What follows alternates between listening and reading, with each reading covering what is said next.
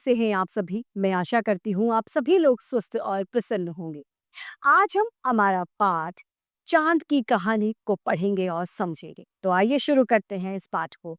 ये है पाठ 3 चाँद की कहानी। रात होते ही आकाश में अनगिनत यानी जो गिने न जा सके इतने तारे आकाश में हमें दिखाई देने लगते हैं।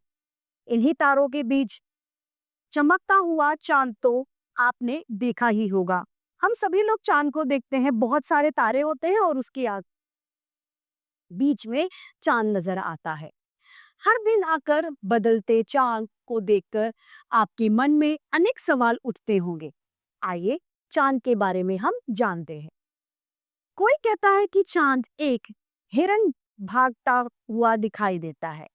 क्या कहता है? चाँद पर एक हिरन भागता हुआ दिखाई देता है। तो कोई कहता है चाँद पर एक बुढ़िया चरखा चला रही है। लेकिन ये सब बातें गलत हैं। ऐसा सच में नहीं होता है।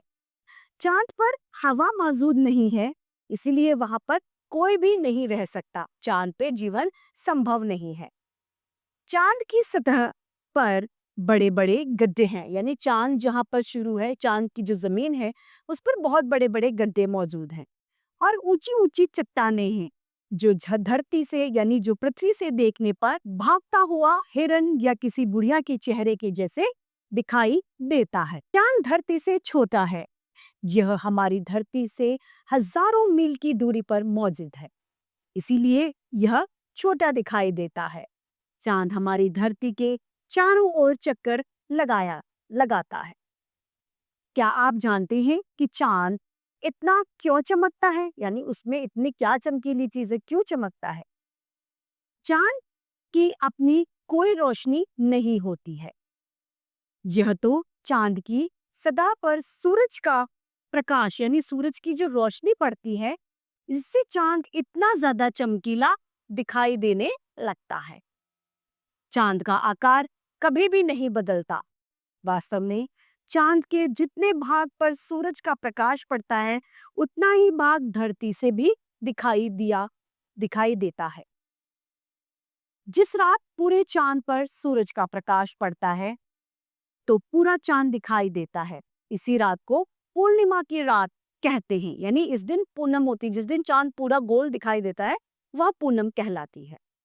जब चाँद पर बिल्कुल भी प्रकाश नहीं पड़ता, तो वह बिल्कुल दिखाई नहीं देता है। इसे अमावस्या की रात कहा जाता है। हम कहते हैं ना, आज अमावस्या की रात है, आज रात में उजाला है, आज पूर्णिमा की रात है, आज अंधेरा है, आज पूर्णमासी, आज अमावस्या की रात है। अब तक धरती से 12 लोग चांद पर पहुंच चुके हैं। अमेरिका के नील आर्मस्ट्रॉन्ग चांद पर उतरने वाले पहले व्यक्ति थे। सबसे पहले चांद पर उतरने वाले व्यक्ति का नाम था नील आर्मस्ट्रॉन्ग। चांद पर हवा नहीं है, अतः उनके जूते का जो निशान चांद की सतह पर बना है, वह 10 लाख साल तक भी नहीं मिट सकता है। यही है चांद का सच्चा रूप।